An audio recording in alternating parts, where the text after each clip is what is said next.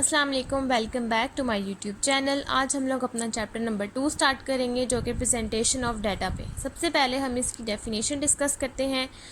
Definition है some data has been collected. जब भी हम डाटा को कलेक्ट कर लेते हैं, it has to be classified and organised in such a way that is become easily readable and interpretable that is converted to information। जब भी हम अपने किसी डाटा को कलेक्ट कर लेते हैं तो हमें उसको एक क्लासीफाई और ऑर्गेनाइज मतलब कि एक वे में लिखना पड़ता है ताकि हम उस अपनी इंफॉर्मेशन को आसान कर सकें, पढ़ने के काबिल, और इंटरप्रिटेबल कर सकें ताकि हम अपना डिसीजन कंक्लूड कर सकें।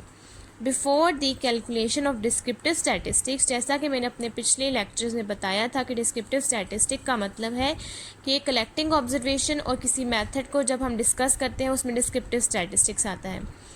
It is good idea to present data as table, charts, diagrams और ग्राफ। इससे पहले कि हम डिस्क्रिप्टिव स्टैटिस्टिक्स को कैलकुलेट करें, हमें अपने डाटा को प्रेजेंट करना आसान है अगर हम टेबल यूज़ करें, चार्ट यूज़ करें, कोई भी डायग्राम यूज़ करें या ग्राफ्स यूज़ करें। नेक्स्ट हमारे पास है method of presenting the data.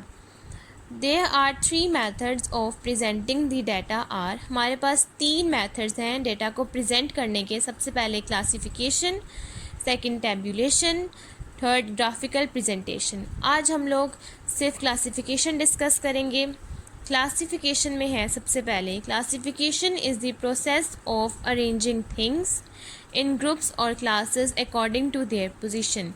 Classification एक वो प्रोसेस है जिसमें हम चीज़ों को अरेंज करते हैं असेंडिंग या डिसेंडिंग ऑर्डर में ताकि हम उसको एक ग्रुप में या एक क्लास में ले सकें। जैसे कि हम लोग हमारे पास कोई डाटा है जो कि अनसीक्वेंस है और हम उसको सीक्वेंस में लिखें तो हमारे पास आएगा 1 2 3 4 5। ये एक सीक्वेंस है अकॉर्डिंग टू देयर पोजीशन, अपनी पोजीशन के अकॉर्डिंग। तो इस वे को हम क्लासिफिकेशन कहते हैं।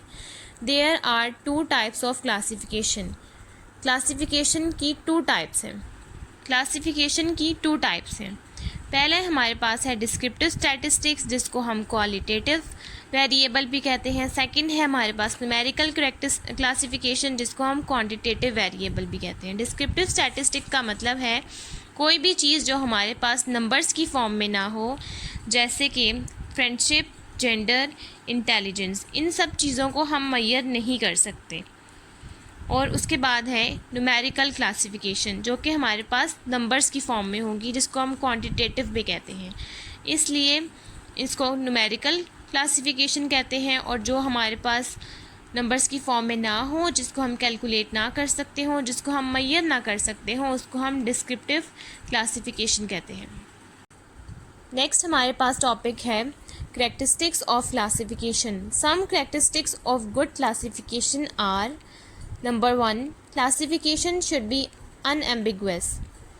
All the classes should be mostly exclusive यानी कि independent। कोई भी क्लास, जैसे कि हम लोगों के पास एक न्यूमेरिकल है जो कि आपको यहाँ मेंशन होगा, जो कि आपको यहाँ मेंशन होगा, उसमें लिखा होगा कि क्लासेस कैसी होती हैं। उसमें हम लोग अरेंज करके डाटा को लिखते हैं और कोई भी वैल्यू किसी के ऊपर डिपेंड नहीं कर रही होती, सब अपनी अपनी वैल्यू होती हैं। उसे हम मोस्टली एक्सक्लूसिव कहते हैं या इंडिपेंडेंट कहते हैं। And there should be no confusion about them, और उसमें कोई कन्फ्यूजन नहीं होगी जैसा आप यहाँ देख सकते हैं। For example, if the industrial workers are divided into 2 groups या क्लासेस। अगर हम इंडस्ट्रियल वर्कर्स में के 2 बंदों को अगर हम डिवाइड करें 2 ग्रुप्स में या 2 क्लासेस में, जैसे कि एक हम लोग डिवाइड करें स्किल और दूसरा हम डिवाइड करें अनस्किल, तो it should be quite clear as to who is skilled worker and who is unskilled. तो हमारे पास ये साफ साफ क्लियर है कि उनमें से स्किल वर्कर कौन सा है और अनस्किल्ड वर्कर कौन सा है।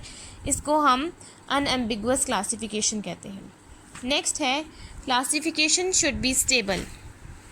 Data collected from different places और डिफरेंट ओकेजन्स आर कंपेरेबल। जो भी डाटा हम डिफरेंट प्लेसेस से या डिफरेंट ओकेजन से कलेक्ट करें और उसको हम कंपेयर कर सकें, उसको हम स्टेबल क्लासिफिकेशन कहते हैं। फॉर एग्जांपल, अगर हमने अपने कंट्री में से डाटा कलेक्ट किया है कि सर्वे किया है और डाटा कलेक्ट किया है कि स्मोकर्स कौन कौन से हैं, तो हमारे पास ये साफ साफ क्लियर है कि कुछ लोग कैजुअल स्मोकर्स होते हैं और कुछ लोग रेगुलरली स्मोकर्स होते हैं। तो इस डाटा को हम कंपेयर कर सकते हैं और इसको हम स्टेबल क्लासिफिकेशन कहते हैं। नेक्स्ट है हमारे पास third, classification should not be rigid.